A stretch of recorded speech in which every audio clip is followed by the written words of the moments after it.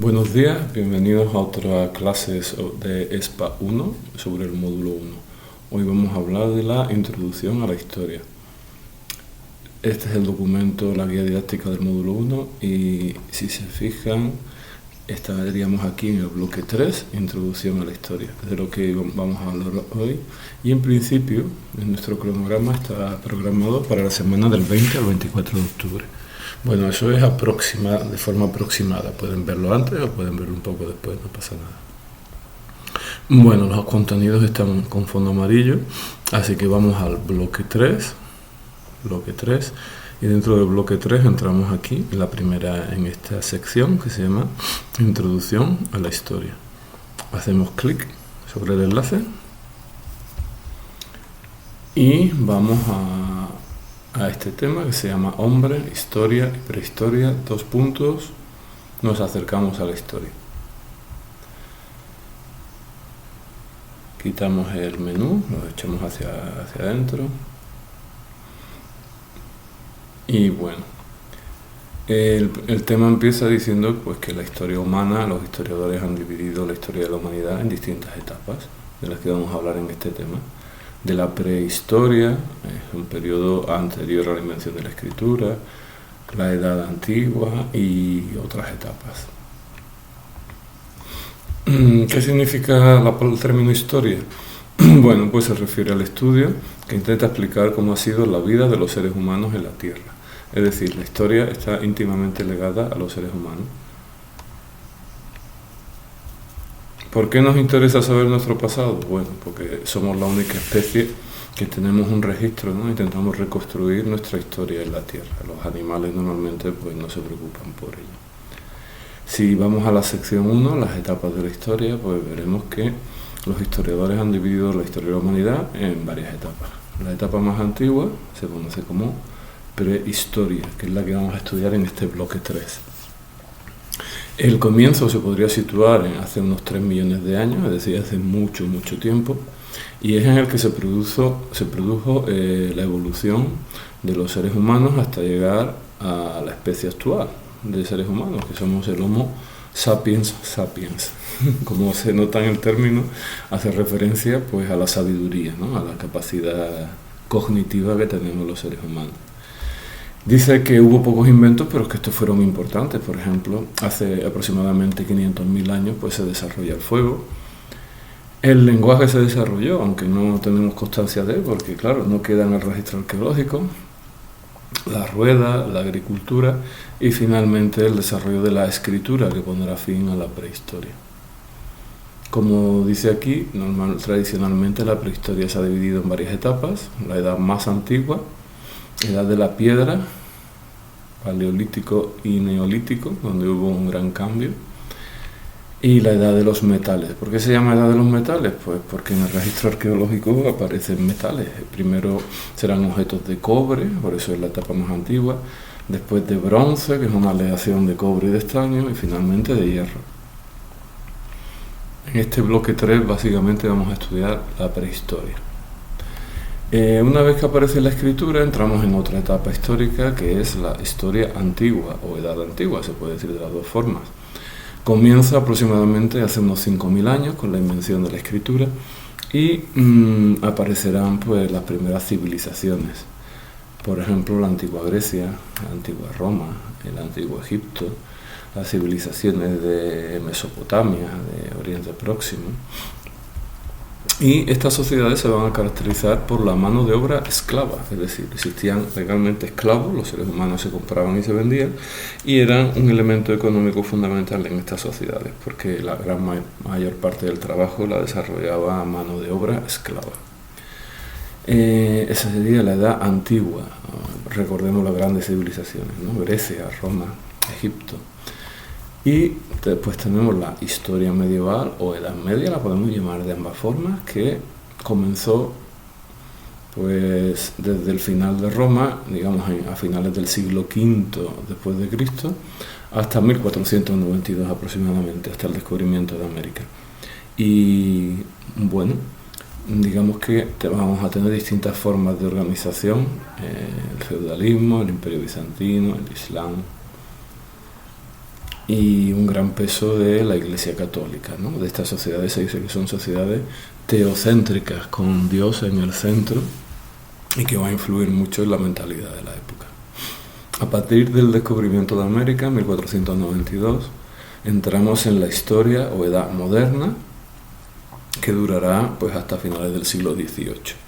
Dice que bueno, los europeos pues comienzan a conocer el mundo, se llega a América, los portugueses llegarán hasta la India también, rodeando África, y desaparece definitivamente el Imperio Romano, que había perdurado en Bizancio, ¿no? Por el ataque de los turcos. Y los reyes pasarán a tener poder absoluto. Como ejemplo se pone aquí a Luis XIV de Francia. Los reyes serán reyes mucho más poderosos que los de la Edad Media. Y finalmente la última etapa histórica es la historia contemporánea o edad contemporánea, que comenzó hace unos 200 años y que políticamente pues coincide con la Revolución Francesa, con los inicios de la Revolución Francesa y su herencia, y económicamente y socialmente con la Revolución Industrial. Va a configurar la sociedad en la que vivimos actualmente. El mundo actual pues formaría parte de esa historia contemporánea. Bueno, ¿cómo medimos ese tiempo histórico? Pues bueno, existen distintas unidades que utilizamos. El año, esta unidad de 365 días, ¿no? Que estamos muy habituados a utilizar. Por ejemplo, cuando decimos, pues tengo 27 años, pues evidentemente han pasado 27 ciclos de 365 días, ¿no? Esa la conocemos bien. A veces se utilizan paquetes de 5 años, se conocen como lustros, aunque no es muy habitual hoy en día. Lo que sí es muy habitual hoy en día es hablar de la década, ¿no? Los 10 años, un periodo de 10 años. Otra unidad de medida del tiempo muy habitual son los siglos, que serían 100 años, o el milenio, grupos de 1000 años. Para saber a qué siglo corresponde un año, por ejemplo el 732, hay que obviar las unidades y las decenas, es decir, estas dos últimas cifras pues no se les echa cuenta, y se cogen las centenas y hay que sumarle un número 1. Es decir, a las 7 centenas le sumo 1 y eso corresponde con el siglo 8. Si hiciéramos lo mismo, por ejemplo, con 1045, se puede hacer igual. Obviamos las unidades y las decenas, las dos últimas cifras, y este número a 10 le sumo 1, pues sería el siglo 11. Es habitual para los siglos que se utilicen los números romanos. Los números romanos, cada palito indica un 1, la V que significa 5 y la X significa 10. Entonces esto sería el siglo XVI, esto sería el siglo XIII, esto sería el siglo VII. Y también habitualmente se pone AC antes de Cristo o DC después de Cristo, porque se ha hecho habitual en nuestra civilización pues contar los siglos antes del nacimiento de Cristo y después del nacimiento de Cristo. Otros calendarios, por ejemplo el calendario musulmán, pues toma como inicio la huida de Mahoma de la Meca a Medina, que se produjo pues ahora mismo no me acuerdo de la fecha, pero se produjo en el siglo VII. Y el calendario chino pues utiliza también otro origen, es decir, pero lo de antes de Cristo, después de Cristo, el calendario occidental hoy en día está muy extendido por todo el mundo. Bueno, se recomienda hacer estos ejercicios porque después lo que va a caer en el examen, este tipo de preguntas. Pasamos a la sección las fuentes. Vale, ¿cómo se elabora la historia? Bueno, pues la historia se elabora a través de fuentes históricas. ¿Qué son las fuentes históricas? Bueno, pues pueden ser restos materiales del pasado, por ejemplo, cuando hablamos de la arqueología, cuando encontramos un enterramiento, cuando encontramos un asentamiento humano, las herramientas de piedra que han elaborado, bueno, y después también pueden ser a partir de la escritura, o pueden ser textos escritos, pueden ser edificios. Bueno, normalmente hablamos de fuentes primarias y fuentes secundarias. Las primarias son las que proceden de la época que estamos estudiando. Es decir, si estoy estudiando el siglo XVIII y estoy leyendo textos de gente que vivió en el siglo XVIII, esas fuentes son primarias porque vivieron los hechos de los que estamos hablando. Mientras que las fuentes secundarias son más bien historiadores que han elaborado textos sobre el siglo XVIII, pero que no vivieron en el siglo XVIII. Así que tenemos fuentes primarias y fuentes secundarias. Las fuentes también se pueden dividir en escritas y no escritas, ¿no? En la prehistoria solamente tenemos fuentes no escritas. A partir de la historia pues tendremos fuentes escritas, aunque seguirán también las fuentes no escritas, ¿no? El registro arqueológico. Aquí, por ejemplo, vemos pues un cráneo de uno de los antepasados del ser humano, del Australopithecus. Bueno, pues esto también, aparte de ser el cráneo de un homínido, pues también es una fuente histórica, es decir, nos sirve para hacer una reconstrucción de cómo eran los antecesores de los seres humanos en el pasado, ¿no? Esta es la transmisión original de la llegada del hombre a la luna. Bueno, pues sería una fuente primaria. ¿Por qué? Porque se grabó justo en el momento del que estamos hablando. Muy bien, importante, pues hay que hacer las actividades del final, porque en el examen caerán ese tipo de actividades, ¿vale? Más caerán las actividades tal cual. Finalmente, la receta de la historia, el último apartado. Vale. Cuando hablamos de historia, bueno, pues normalmente tenemos que decir, aunque esta sección es casi más periodística que histórica, pero bueno, normalmente hay que centrarse en qué pasó, ¿no? ¿Qué pasó? Hay que intentar decir dónde pasó, cuándo pasó, cómo pasó, por qué y quién. Voy a poner un ejemplo. 1492, la llegada de Cristóbal Colón a las costas americanas. ¿Qué pasó? Bueno, pues pasó que los reyes católicos financiaron la expedición de Colón, que realmente no iba hacia América, sino que estaba intentando llegar a la India y China para comerciar con la especie. ¿Dónde ocurrió? Bueno, pues sabemos que Colón salió de Palos de la Frontera el 3 de agosto de 1492 y que llegó a una isla que bautizó como La Española el 12 de octubre de 1492. Hoy en día no sabemos con seguridad qué isla era esa de La Española. Tenemos dudas. A veces, claro, la reconstrucción histórica hay datos que no somos capaces de reconstruir. ¿Cuándo? Pues ya lo hemos dicho, ¿no? En 1492, el 12 de octubre.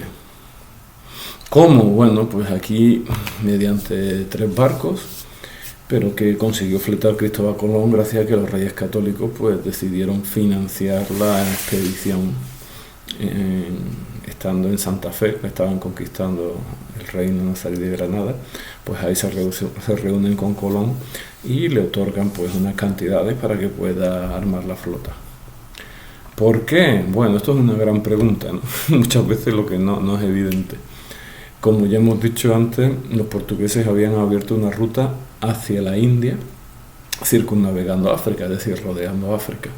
Y el comercio de especias era muy valorado al final de la Edad Media. Un barco, si un comerciante conseguía traer un barco lleno de especias de la India, pues se convertía en una persona rica. Las especias eran muy valoradas en Europa para condimentar la comida. ¿Qué pasaba? Bueno, pues que Portugal había abierto esa ruta y España, la corona de Castilla y Aragón van a desear abrir una ruta alternativa a la de los portugueses, que la hacen navegando hacia el oeste, y por eso financian el viaje de Colón. ¿Quién? Bueno, pues uno de los personajes principales sin duda es Colón, pero también conocemos a muchos marineros de Palos de la Frontera, de Moguer, que participaron en esta expedición con Colón en esas 3 naves que llevaban.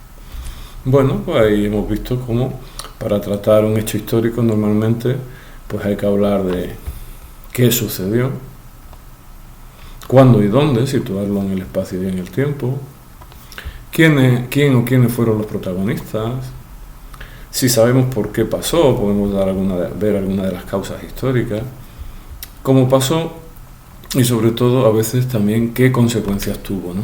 Fijaros, el viaje de Colón, que en principio iba a abrir una ruta hacia la India, pues tuvo unas consecuencias increíbles en la historia de la humanidad.